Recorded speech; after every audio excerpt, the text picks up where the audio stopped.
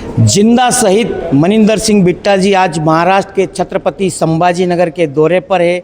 छत्रपति संभाजी नगर के वेरूल कृष्णेश्वर महादेव और शनि सिंगनापुर के दर्शन करके अभी होटल रामा इंटरनेशनल में पहुंचे हैं। बिट्टा जी, आप आज महाराष्ट्र के दौरे पर हैं जी। और दोनों बड़े स्थान देव स्थान पर आप गए, शनि देव के स्थान पर गए और महादेव के स्थान, क्या आज आपने मांगा है?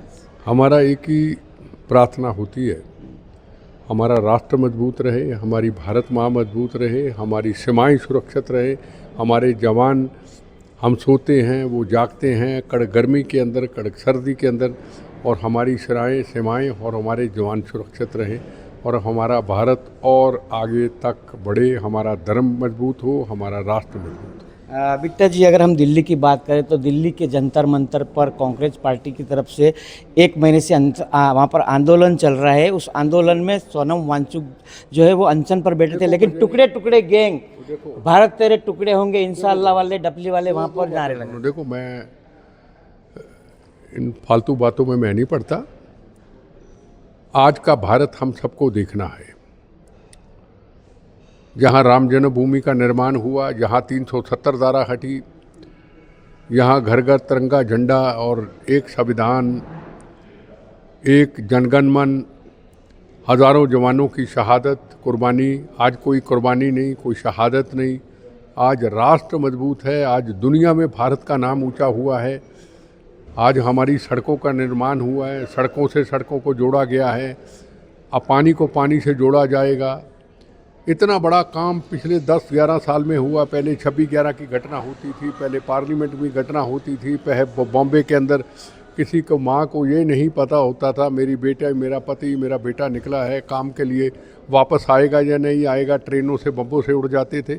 मैं आपसे सवाल पूछना चाहता हूँ, कोई ऐसी घटना है? हमारा राष्ट्र मजबूत हुआ है। हम अगर अपने स्वार्थों को देखेंगे, मैं हो सकता है कहीं कहीं कमियां हो सकती हैं, अगर स्वार्थों को देखेंगे तो भारत कभी मजबूत नहीं होगा। अब आपके सामने MS बिट्टा 14 हमलों से बचा खड़ा है। मैं नहीं हूँ, मेरी ज़िंदगी बोनस है। मेरे लिए भारत माँ, तेरा वैभव अमर रहे माँ, हम दिन चार रहे न रहे। मैं भी अपने मुद्दों को, नए नए मुद्दों को उठा लूँ। आज ये मुद्दा है, कल वो मुद्दा है, फिर वो मुद्दा है, फिर वो आंदोलन है। मैं रहूँ ना रहूँ, भारत माँ सुरक्षित रहे, यही हर आदमी का सोच होनी चाहिए। और जो नरेंद्र मोदी जी ने इस राष्ट्र के लिए कर दिया है, एक भगवान के फरिश्ते के रूप में भेजा हुआ इंसान जो भारत के लिए इतना कुछ कर दिया है, समझदार व्यक्ति उसका कभी एहसान उनका चुका नहीं पाएगा। जो उन्होंने राष्ट्र के लिए, धर्म के लिए और पूरी दुनिया के अंदर डिफेंस पॉलिसी को मजबूत किया है। आज दुनिया में एक नाम है। कभी दुनिया के अंदर पूछा जाता तुम कहाँ से हो, अब कहा जाता है जी मैं भारत से हूँ। वो भारत जिसका प्रधानमंत्री नरेंद्र मोदी जी है। तो ये आज का भारत है। हमें राष्ट्र को मजबूत और करना है, सबने मिलके करना है। आपकी राजनीतिक लड़ाइयाँ हो सकती हैं, आपको राजनीतिक लड़ाइयाँ करनी चाहिए, पर जहाँ भारत माँ की बात आ जाए, जैसे हम खड़े हैं, हम कुछ नहीं हैं, हम मर चुके हैं। हमारे लिए जो कुछ है भारत है। हमारा आखिरी सांस भी बम्बों गोलियों से निकलेगा तो आखिर में यही निकलेगा, मेरा धर्म भारत माँ, मेरी जात वंदे मातरम। जिस दिन हिंदुस्तान के अंदर हर धर्म, हर मजहब, हिंदू, मुसलमान, सिख, ईसाई, वो उसका धर्म मजहब हो सकता है, उसके आगे झुकना चाहिए। पर जब हर व्यक्ति के अंदर ये दिल से निकलेगा मेरा धर्म भारत माँ, मेरी जात वंदे मातरम, तो सब झगड़े ख़त्म हो जाएंगे। अब हमारी आखिरी इच्छा है बोनस की ज़िंदगी में बम्बों गोलियों से कभी भी मौत आए। देखो, 2 बातें हैं। हम बचपन से वंदे मातरम बोलते आ रहे हैं। कम से कम हमने, मेरा ख्याल 5 साल की उम्र से वंदे मातरम बोलना शुरू कर दिया था।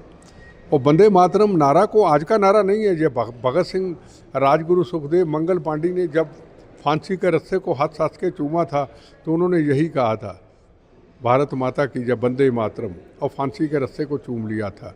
वीर सावरकर जी जब उनके ऊपर जुल्म होते रहे तो वो वंदे मातरम ही बोलते थे। RSS के चीफ हडेकर जी, जिन्होंने स्थापना की थी RSS में, वो वंदे मातरम बोलते थे।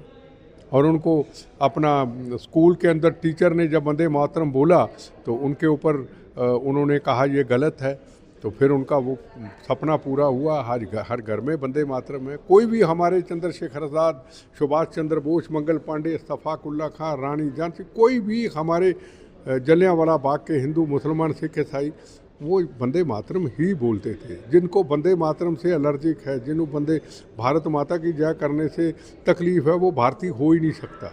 वो देश के साथ धोखा है, देश के साथ गद्दारी है। बिल्कुल, तो ये थे बिट्टा जी, जिनका साफ कहना है कि जिनको भारत माता की जय से नफरत है, जिनको वंदे मातरम से नफरत है, वो भारत का हो नहीं सकता। BM Rathore, Sudarshan news, Chhatrapati Sambhaji Nagar.